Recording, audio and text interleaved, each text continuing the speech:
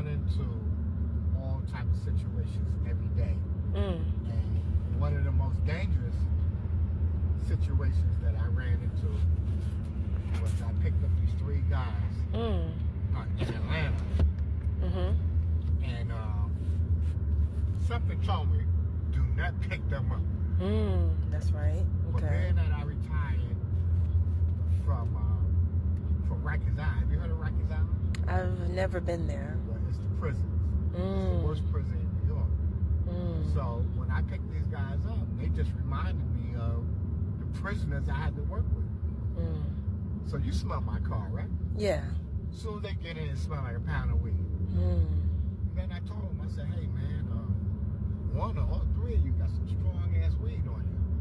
And you know what they told me? What? I said, yo, Pops, what the F you talking about? Ain't nobody smoking no weed. Why you acting like a pig? You're soft, you're scared, you're a sucker. And I'm saying to myself, damn, I'm coming to pick them up, and they insulted me in my own car. Yeah, that's like disrespectful, And bro. then when they got in the car, not like the average customer, 1 or 2 stops. They said, hey, listen, man, we have to make 6 stops. What is wrong with them? 6. And when we get to that first stop, I'm going to need you to cut out your headlights. Oh, I no. said, cut out my headlights. I said, what are y'all selling? I said, that sounds like a New York drug move. You know, cut out the lights before you get to the spot. Right. So we get there, and I'm sitting there watching them. One got the drugs, the other one got the money. They're exchanging it. And then he comes back to the car, and I asked him, I said, where we going? He said, yo, man, just drive. And I'll tell you where we're going.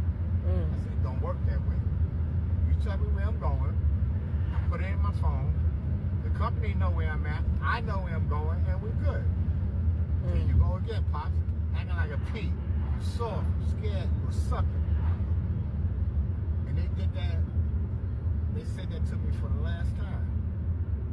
And I drove for about a quarter of a mile. And I told them, I said, you know something? I feel like I got a nail in my tire. Do y'all feel that? And these dumbasses said, yeah, it do feel like you got a nail in your tire. So I drove for about, like I said, a half a mile or a mile. And when I got out, I bent down.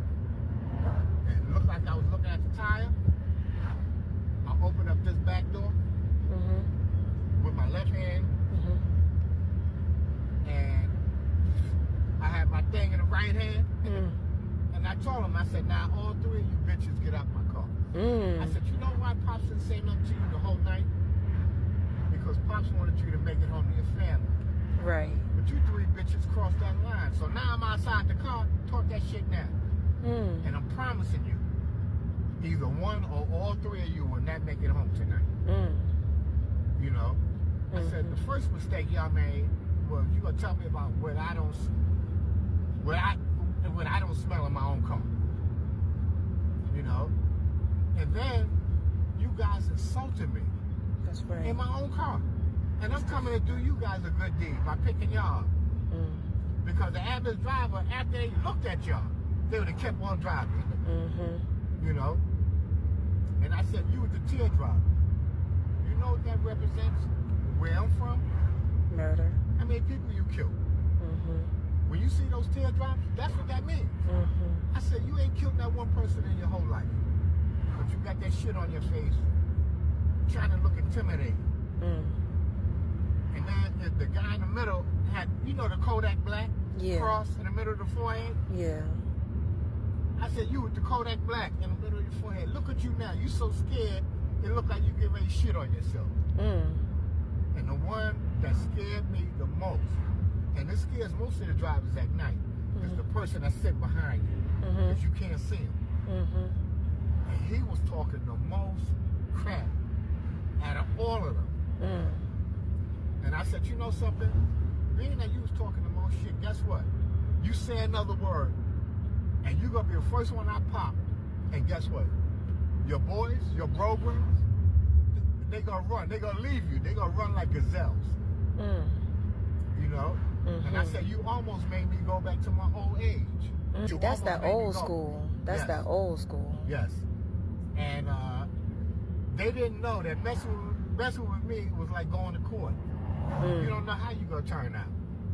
Isn't that what happens when you go to court? That's right. And that's the only time I really, really felt threatened by customers. Right.